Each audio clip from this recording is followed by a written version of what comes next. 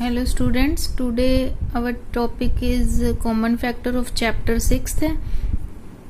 Common factor क्या होता है बेटा? सबसे पहले ये देखो, कोई भी हम एक नंबर कंसीडर कर लेते हैं, कोई भी एक नंबर जो आपके दिमाग में आता है। मान लीजिए मैंने 6 ले लिया, ठीक है।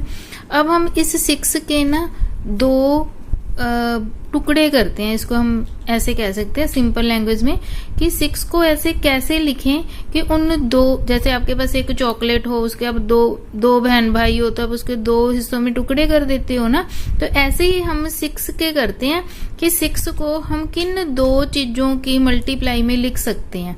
जैसे देखिए 6 को कैसे लिख सकते हैं, 1 क्रॉस 6, क्योंकि 6 1 जा 6 होता है। बट ये भी तो होता है ना बेटा कि जो 6 है वो 2 3 जा भी तो 6 होता है, 2 3 जा क्या होता है 6 होता है। तो हमने ऐसे 6 के ऐसे करके यहाँ ऐसे देखना है कि किन दो की मल्टीप्लाई से 6 बनता है। तो पहले बना 1 क्रॉस 6 से, फिर हमने 2 क्रॉस 3 से, और किसी की मल्टीप्लाई से 6 बनता है? आप सोचो, नहीं बनेगा। 3 क्रॉस 2 से भी 6 बनेगा, बट 2 क्रॉस 3 हो या 3 क्रॉस 2 हो, आपको पता है मल्टीप्लाई में कोई फर्क नहीं पड़ता, ये कम्यूटेटिव होती है ना।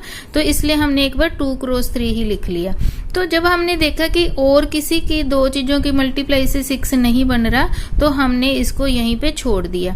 अब ये जो 1 है, ये 6 है, ये 2 और 3, इन अलग अलग नंबर जो हमें दिख रहे हैं ना, इन सभी को फैक्टर बोलते हैं, जिनकी हेल्प से 6 बनता है। तो फैक्टर्स ऑफ 6 क्या होते हैं बेटे? 1 2 3 6, ठीक है। ये 6 के फैक्टर्स हो गए।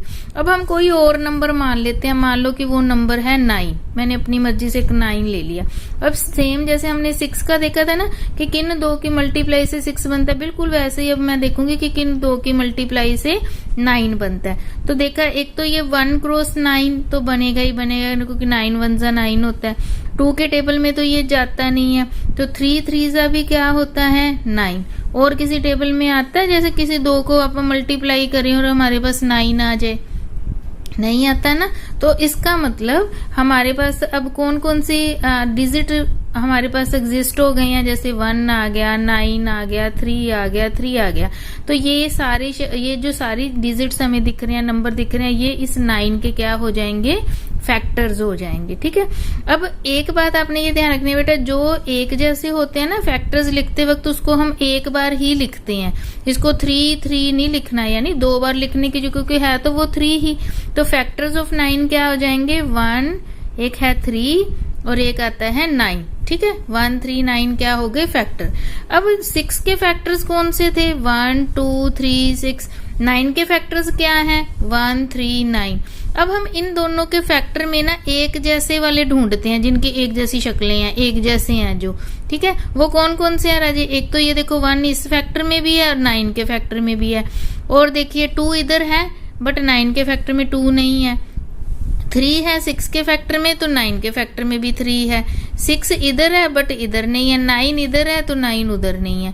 तो इसका मतलब एक जैसे जो फैक्टर हैं वो इन दोनों में कौन कौन से हैं? एक तो 1 है बेटा, और एक कौन सा है? 3।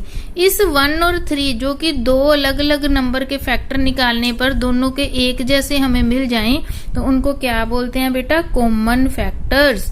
तो कॉमन फैक्टर्स कौन से हो गए? 1 एंड 3। आपको समझ आ गया बेटा ये वाला कि कॉमन फैक्टर किसे कहते हैं? दो अलग अलग नंबर्स के फैक्टर्स निकाल लो, फैक्टर्स निकालने के बाद उनमें एक जैसे जो फैक्टर्स होते हैं उनको यहाँ लिख लो, तो उनको क्या बोलते हैं? कॉमन फैक्टर्स, ठीक है। एक हमारे पास दोबारा से हम एक और एग्जांपल करते हैं कि मान लो एक नंबर मैंने वैसे ही 9 ले लिया, पीछे हमने 9 के फैक्टर बनाए हैं ना, तो वो कौन से थे? 1 3 9। एक मैंने और नंबर ले लिया, ये अलग एग्जाम्पल है बेटा, ठीक है। तो अब हमने एक और नंबर ले लिया 16। अब 16 के भी मैंने फैक्टर बनाने शुरू किया कि मतलब 16 किन किन दो को मल्टीप्लाई करके बनता है। देखो 16 1 जा 16।